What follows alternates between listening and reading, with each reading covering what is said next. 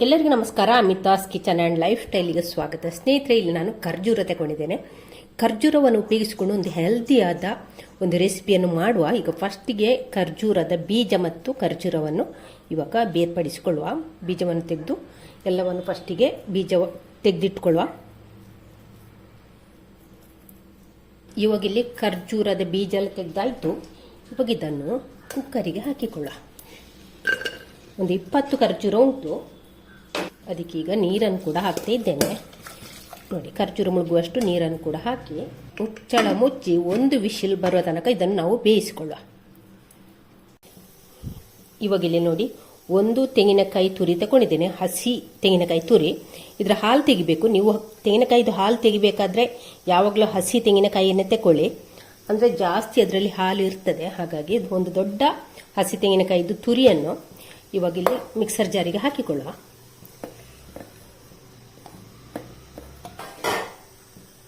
ಇವಾಗ ಇದಕ್ಕೆ ಸಣ್ಣ ಗ್ಲಾಸಲ್ಲಿ 1 ಗ್ಲಾಸಿನಷ್ಟು ನೀರನ್ನು ಕೂಡ ಹಾಕ್ತಾ ಇದ್ದೇನೆ. ಈಗ ಇದಕ್ಕೆ ಮುಚ್ಚಳ ಮುಚ್ಚಿ ತರಿಯಾಗಿ ಇದನ್ನು ಗ್ರೈಂಡ್ ಮಾಡಿಕೊಂಡು ಬರುವ. ನೋಡಿ, ತೆಂಗಿನಕಾಯಿದು ದಪ್ಪದ ಹಾಲು ತೆಗೆಯುವಾಗ ಫಸ್ಟಿಗೆ ನಾವು ನಯ ರುಬ್ಲಿಕ್ಕಿಲ್ಲ, ಒಂದು ಸ್ವಲ್ಪ ತರಿ ರುಬ್ಬಬೇಕು. ಹಾಗೆ ಜಾಸ್ತಿ ನೀರನ್ನು ಕೂಡ ಸೇರಿಸಲಿಕ್ಕಿಲ್ಲ. ಇವಾಗ ನೋಡಿ, ಹೀಗೆ ಉಂಟು ನೋಡಿ, ಗಟ್ಟಿಯೇ ಉಂಟು. ಇವಾಗ ಇದರಿಂದ ಫಸ್ಟಿಗೆ ನಾವು ದಪ್ಪದ ಹಾಲನ್ನು ತೆಗೆಯುವ. ಈಗ ಇಲ್ಲಿ ನಾನು ಶೈನರ್ ಅದೇ ಏನು ಉಪಯೋಗಿಸ್ತಿಲ್ಲ, ನಾನಿಲ್ಲಿ ಬಟ್ಟೆಯನ್ನು ಉಪಯೋಗಿಸ್ಕೊಂಡು ಹಾಲನ್ನು ಹಿಂಡುತ್ತಿದ್ದೇನೆ. ಇದು ನಮಗೆ ಸುಲಭ ಆಗ್ತದೆ. ನಿಮ್ಮ ಹಳೆಯ ಚೂಡಿದಾರದ ಶಾಲೆಲ್ಲ ಇದ್ರೆ ಉಂಟಲ್ಲ, ಅದಕ್ಕೆ ಹಾಕಿ ಹಾಲನ್ನು ಹಿಂಡಿಕೊಳ್ಳಿ. ಚೆನ್ನಾಗಿ ಬೇಗ ಆಗ್ತದೆ, ನಮಗೆ ಈಸಿ ಆಗ್ತದೆ. ಇದು ಜಾಲರಿಯಲ್ಲಿ ಆದರೆ ಹಾಲು ಕೂಡ ಅಷ್ಟು ಚೆನ್ನಾಗಿ ಹಿಂಡಿ ಬರೋದಿಲ್ಲ, ಹಾಗೆ ತುಂಬ ಟೈಮ್ ಕೂಡ ತಗೊಳ್ತದೆ. ಇದಾದರೆ ಸುಲಭ ಆಗ್ತದೆ. ನೋಡಿ, ಹೀಗೆ ನೀವು ಕೂಡ ಹಾಲು ಹಿಂಡಿ ತೆಗೀರಿ. ಇನ್ನು ಇದನ್ನೆಲ್ಲ ಒಟ್ಟಿಗೆ ಹಿಡ್ಕೊಂಡು ನೋಡಿ, ಹೀಗೆ ಕೈಯಿಂದ ಹಾಲನ್ನು ಹಿಂಡಿ ತೆಗೆದ್ರೆ ಆಯ್ತು. ನೋಡಿ, ಇದು ನಮಗೆ ಸುಲಭ ಆಗ್ತದೆ, ಚೆಲ್ಲುವುದಿಲ್ಲ ಕೂಡ. ನೋಡಿ, ಇಲ್ಲಿ ದಪ್ಪದ ಹಾಲು ಸಿಕ್ಕಿತ್ತು. ಹರಟವನ್ನು ಪುನಃ ನಾವು ಗ್ರೈಂಡರಿಗೆ ಹಾಕಿ ಇನ್ನು ಇದನ್ನು ನಯವಾಗಿ ನಾವು ರುಬ್ಲಿಕ್ಕೊಂಡು ಬರಬೇಕು. ಹಾಲು ಹಿಂಡ್ಲಿಕ್ಕೆ ಗೊತ್ತಿಲ್ಲದವರಿಗೆ ನಾನು ಇದನ್ನು ಹೇಳಿಕೊಡ್ತಾ ಇದ್ದೇನೆ. ಎಲ್ಲರಿಗೂ ಗೊತ್ತುಂಟು, ಆದರೂ ಒಂದ್ಸಲ ಈ ರೀತಿ ಮಾಡ್ಬೋದು ಅಂತ ಹೇಳ್ತಾ ಇದ್ದೇನೆ. ಈಗ ಇದಕ್ಕೆ ನೋಡಿ, ದೊಡ್ಡ ಲೋಟದಲ್ಲಿ 1 ಲೋಟದಷ್ಟು ನೀರನ್ನು ಹಾಕ್ತಾ ಇದ್ದೇನೆ. ಆವಾಗ ನಾವು ಸಣ್ಣ ಲೋಟದಲ್ಲಿ 1 ಲೋಟ, ಇವಾಗ ದೊಡ್ಡ ಲೋಟದಲ್ಲಿ 1 ಲೋಟ ಹಾಕಿ ಇದನ್ನಿನ್ನು ನಯವಾಗಿ ರುಬ್ಬಿಕೊಂಡು ಬರುವ. ಈಗ ಇಲ್ಲಿ ತೆಂಗಿನಕಾಯಿಯನ್ನು ನಯವಾಗಿ ರುಬ್ಬಿಕೊಂಡಿದ್ದೇನೆ. ಇನ್ನು ಇದರ ಹಾಲನ್ನು ಕೂಡ ತೆಗಿಬೇಕು. ಇವಾಗ ಇಲ್ಲಿ ನೋಡಿ, 1.5 ಅಚ್ಚಿನಷ್ಟು ಬೆಲ್ಲ ತಗೊಂಡಿದ್ದೇನೆ. ಇವಾಗ ಇದನ್ನು ಕುಟ್ಟಿ ಒಂದು ಸ್ವಲ್ಪ ಪುಡಿ ಮಾಡಿಕೊಳ್ಳುವ.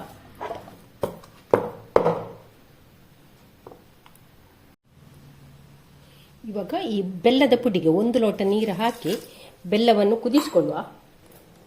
ಈಗ ನೋಡಿ, ಖರ್ಜೂರ ಚೆನ್ನಾಗಿ ಬೆಂದಿದೆ, ಹಾಗೆ ತಣ್ಣಗೆ ಕೂಡ ಆಗಿದೆ. ತಣ್ಣಗಾದಂಥ ಖರ್ಜೂರವನ್ನು ಆಗ ತೆಂಗಿನಕಾಯಿ ರುಬ್ಬಿದಲ್ಲ, ಅದೇ ಗ್ರೈಂಡರಿಗೆ ಹಾಕಿ ಮಿಕ್ಸರ್ ಜಾರಿಗೆ ಹಾಕಿ ಇದನ್ನೊಮ್ಮೆ ನಯವಾಗಿ ರುಬ್ಬಿಕೊಂಡು ಬರುವ.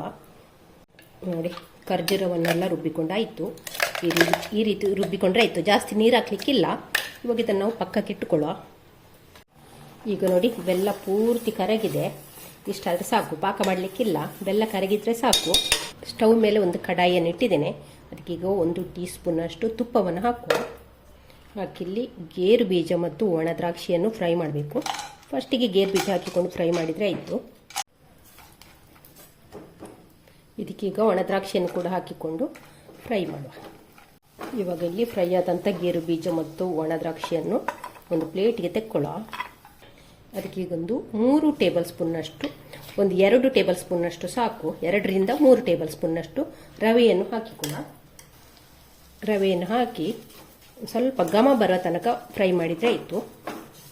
ಇವಾಗ ನೋಡಿ, ರವೆ ಎಲ್ಲ ಅರಳಿದೆ, ಇಷ್ಟಾದರೆ ಸಾಕು. ಇವಾಗ ಇದನ್ನೊಂದು ಪ್ಲೇಟಿಗೆ ತೆಗೆಯುವ.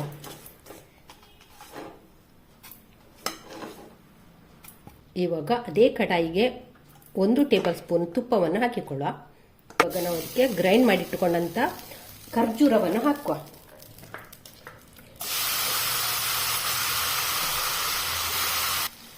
ಇನ್ನಿದನ್ನು ಹದವಾದ ಉರಿಯಲ್ಲಿ ಒಂದು ಸ್ವಲ್ಪ ಹೊತ್ತು ಫ್ರೈ ಆದರೆ ಆಯಿತು.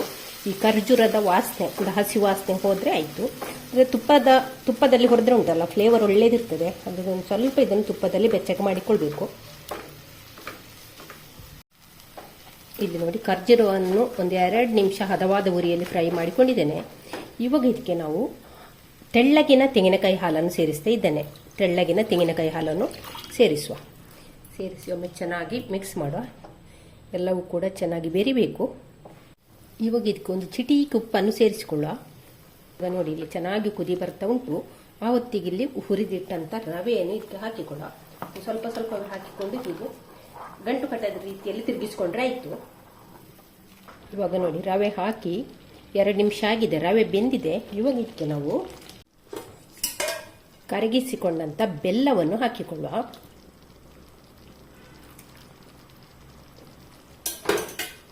ಹಾಕಿ ಒಮ್ಮೆ ಚೆನ್ನಾಗಿ ಮಿಕ್ಸ್ ಮಾಡುವ. ರವೆ ಹಾಕಿದ್ರೆ ಉಂಟಲ್ಲ ಒಂದು ಸ್ವಲ್ಪ ಇಲ್ಲಿ ನಮಗೆ ಥಿಕ್ನೆಸ್ ಕೊಡ್ತದೆ. ಇಲ್ಲದಿದ್ದರೆ ಮತ್ತೆ ಖರ್ಜೂರವನ್ನು ಗ್ರೈಂಡ್ ಮಾಡುವಾಗ ಸಹ ಅಷ್ಟೇ ನೀವು ಗಟ್ಟಿಗೆ ಗ್ರೈಂಡ್ ಮಾಡಿಕೊಳ್ಬೇಕು. ಜಾಸ್ತಿ ನೀರು ಹಾಕಬೇಡಿ. ನೀರು ಹಾಕದೆ ಬೇಯಿಸಿದ ನೀರಲ್ಲೇ ಗ್ರೈಂಡ್ ಮಾಡಿಕೊಳ್ಬೇಕು. ಮತ್ತು ಖರ್ಜೂರವನ್ನು ಬೇಯಿಸುವಾಗ ಸಹ ಅಷ್ಟೇ ಜಾಸ್ತಿ ನೀರು ಹಾಕಿ ಬೇಯಿಸಲಿಕ್ಕಿಲ್ಲ. ಜಾಸ್ತಿ ನೀರು ಹಾಕಿ ಬೇಯಿಸಿದರೆ ನಮಗೆ ರುಬ್ಬುವಾಗ ಅದರ ಪೇಸ್ಟ್ ಉಂಟಲ್ಲ ತೆಳ್ಳಗಾಗ್ತದೆ. ಹಾಗಾಗಿ ಗಟ್ಟಿಗೆ ಖರ್ಜೂರವನ್ನು ರುಬ್ಬಿಕೊಳ್ಬೇಕಾಯ್ತಾ. ಇಲ್ಲದಿದ್ದರೆ ನಾವು ತೆಂಗಿನಕಾಯಿ ಹಾಲೆಲ್ಲ ಹಾಕುವಾಗ ಬೆಲ್ಲದ ನೀರು ತೆಂಗಿನಕಾಯಿ ಹಾಲೆಲ್ಲ ಹಾಕುವಾಗ ತುಂಬ ತೆಳ್ಳಗಾಗ್ತದೆ. ಹಾಗೆ ರವೆ ಹಾಕಿದರೆ ಒಂದು ಸ್ವಲ್ಪ ಥಿಕ್ನೆಸ್ ಕೊಡ್ತದೆ. ಬರೀ ಖರ್ಜೂರ ಆದರೆ ಅಷ್ಟೊಂದು ಟೇಸ್ಟ್ ಕೂಡ ಅಷ್ಟೊಂದು ಚೆನ್ನಾಗಿರುವುದಿಲ್ಲ. ರವೆ ಹಾಕಿ ಮಾಡಿ ನೀವು ಕೂಡ. ಇನ್ನು ಇದು ಚೆನ್ನಾಗಿ ಕುದಿ ಬರಲಿ. ಬೆಲ್ಲದ ನೀರೆಲ್ಲ ಹಾಕಿ ಒಂದು 2 ನಿಮಿಷ ಚೆನ್ನಾಗಿ ಕುದಿ ಬರಬೇಕು. ಆನಂತರ ಇಲ್ಲಿ ನಾವು ದಪ್ಪದ ತೆಂಗಿನಕಾಯಿ ಹಾಲನ್ನು ಇದಕ್ಕೆ ಹಾಕಿಕೊಳ್ಳುವ. ನೋಡಿ ತುಂಬ ದಪ್ಪಕ್ಕೆ ಉಂಟು. ಇದನ್ನು ಹಾಕಿ ಒಮ್ಮೆ ಚೆನ್ನಾಗಿ ಮಿಕ್ಸ್ ಮಾಡುವ.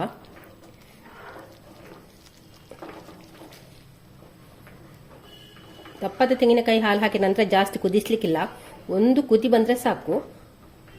ಇವಾಗ ನೋಡಿ ಕುದಿ ಬರ್ತಾ ಉಂಟು. ನೋಡಿ ಈಗ ಕೊನೆಗೆ ಏಲಕ್ಕಿ ಪೌಡ್ರನ್ನು ಹಾಕಿಕೊಳ್ಳುವ. ಕುದಿ ಇಷ್ಟಾದರೆ ಸಾಕು. ಇವಾಗ ನಾನಿಲ್ಲಿ ಸ್ಟವ್ ಆಫ್ ಮಾಡ್ತಾ ಇದ್ದೇನೆ. ಹಾಕಿ ಒಮ್ಮೆ ಚೆನ್ನಾಗಿ ಮಿಕ್ಸ್ ಮಾಡುವ. ಜಾಸ್ತಿ ತೆಂಗಿನಕಾಯಿ ದಪ್ಪ ತೆಂಗಿನಕಾಯಿ ಹಾಕಿದ ನಂತರ ಯಾವುದೇ ಪಾಯಸಕ್ಕೆ ದಪ್ಪದ ತೆಂಗಿನಕಾಯಿ ಹಾಕಿದ ನಂತರ ಕುದಿಸ್ಲಿಕ್ಕಿಲ್ಲ.